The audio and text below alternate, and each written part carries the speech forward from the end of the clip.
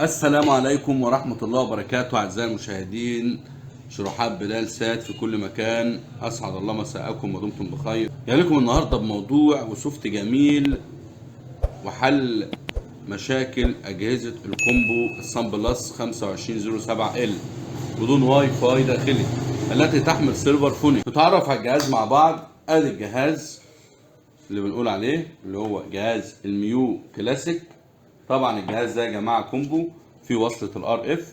طبعا الجهاز ده 8 ميجا تمام، والسيرفر بتاعه بيحمل سيرفر فونكس. طبعا الجهاز ده هنتعرف عليه دلوقتي لان الريسيفر ده في ناس كتير كلمتني قالت لي عايزين نعرف تسطيبه لان هو بيبقى جاي على سوفت المصنع. تمام. طبعا عايزين دعم للقناه، اعجاب للفيديو، اشتراك في القناه، تفعيل زر الجرس لكي يصلك كل ما هو جديد في عالم الريسيفرات. ويلا نوصل الريسيفر زي ما احنا عارفين ونشوف امكانيات الريسيفر وازاي نديله السوفت اونلاين وكل حاجه في الشرح. فاصل ونواصل.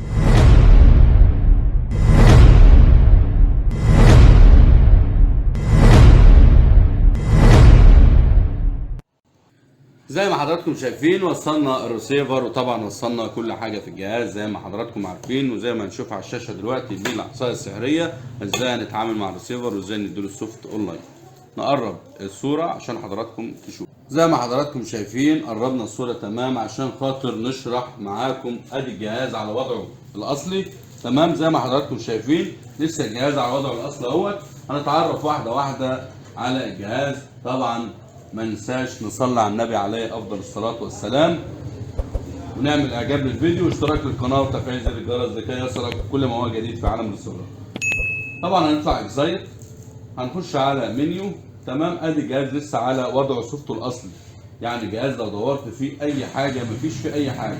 طبعا الجهاز لو دخلنا على كلمه الاصدار زي ما حضرتك شايف فوق الاصدار بتاع الجهاز او المعالج بتاع الجهاز، يعني صن بلس 2507 فلاشته طبعا 8 ميجا وبيدعم الفلاشتين.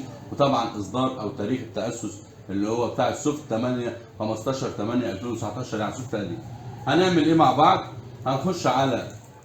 هنخش منيو تاني، هننزل على كلمة المكرر وهننزل على مكونات الايثرنت وهنخش على كونفيج.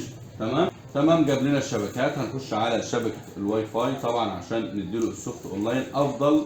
زي ما حضراتكم شايفين وصلنا الواي فاي طبعا وطلع لنا رسالة نجاح الاتصال.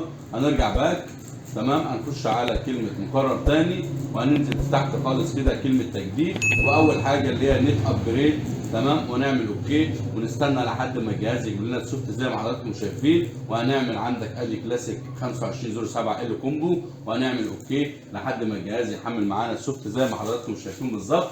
تمام، وهيطلع لنا رسالة دلوقتي هنعمل نعم ونصبر لحد ما الجهاز ياخد السوفت تمام ويبقى 100 100. وطبعا الجهاز ده يا جماعه جهاز محترم.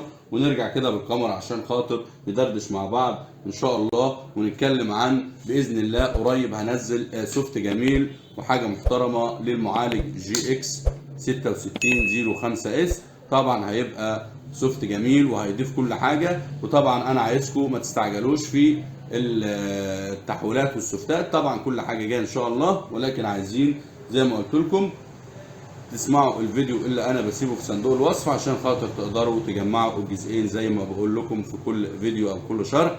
لازم تسمع الفيديو ده لانه مهم جدا عشان تعرف ايه الجزء الثاني وايه الاهميه. وزي ما حضراتكم عارفين كل السوفتات الحمد لله بتحل مشاكل الاجهزه وبتضيف لك حاجات حلوه كتير انت نفسك فيها. ونصبر كده لحد ما الجهاز يحمل معانا السوفت زي ما حضراتكم شايفين. وطبعا بعد ما يحمل السوفت هوريكم بقى ازاي او تتعرفوا على الجهاز وفرق 90 درجة طبعا عن السوفت المصنع. طبعا هيضيف لك كل حاجة وهنشوفكم وهنوريكم ازاي تفعلوا الجهاز وتشوفوا السيرفرات والحاجة اللي على الجهاز، لانه طبعا في ناس كتير بتبيعوا على وضعه الاصلي لا بيقبل ملف قنوات ولا اي حاجة. فطبعا ليه؟ لانه هو على سوفت المصنع. وهو المشكلة في الجهاز الميو كلاسيك ده ان هو مشكلته انه بيجي على سوفت المصنع.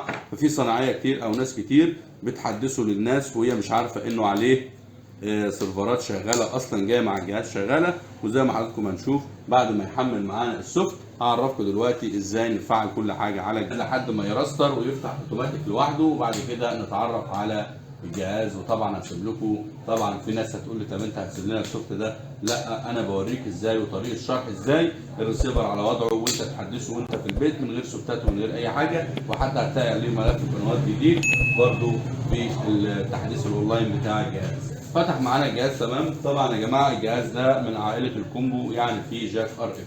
طبعا زي ما حضراتكم شايفين ادي الجهاز بعد ما خد السوفت بتاعه تمام، وطبعا عليه تفعيل سنه اونلاين، سنه لايف. طبعا دي مع الجهاز اوريكم دلوقتي فعل ازاي. طبعا ادي الجهاز زي ما حضراتكم شايفين. هنخش على نتورك. طبعا ده ريموت الجهاز يا جماعه عشان خاطر الناس تشوفوا. طبعا الجهاز الريموت البديل بتاع الجهاز ده، الريموت ده طبعا اللي هو ال ام، طبعا لان الاجهزه ديت تبع عائله ال ام. اول حاجه هنخش على نتورك تحت تمام زي ما حضراتكم شايفين.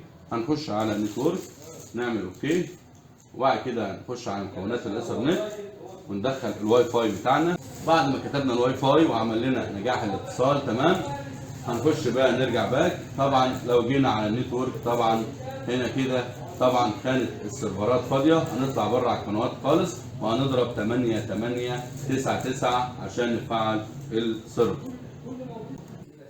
هنرجع نخش منيو تاني ونخش على النتورك، وزي ما حضراتكم شايفين اعداد السيرفرات، قناه السيرفرات ظهرت معانا تمام، وطبعا عليه جي شير وجو ساب بلس، وطبعا الجهاز ده عليه سنه فونكس زي ما حضراتكم شايفين رابط سيريال. هنعمل على اخضر كونكت، وزي ما حضراتكم شايفين اكتب معانا اكسبايرد افتر 365 يوم.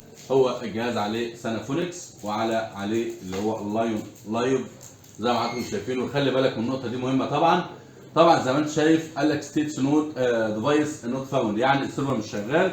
حضرتك هنعمل اوكي، خلي بالك من الخطوه دي كويس جدا، وهنمسح الكود ده كده وهنروح جاي عاملين 10 سبعات تاني، وهنروح نعمل علامه انتر وهننزل نعمل اكتف اخضر، وهيتفعل معاك الجهاز سنه كامله زي ما حضرتك شايف بالظبط.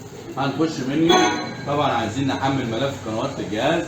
طبعا عندك بقى الجهاز لو دخلنا على كلمه ابس زي ما حضرتك شايف، طبعا عندك تطبيق كوره، اب ستور، الاونلاين فيديو، الاكستريم، يوكا. وبكده يبقى وصلنا لنهايه موضوعنا النهارده. ما تنساش تعمل اعجاب للفيديو، اشتراك القناه، تفعيل زر الجرس، وانتظرونا ان شاء الله في شرح قادم. والسلام عليكم ورحمه الله وبركاته.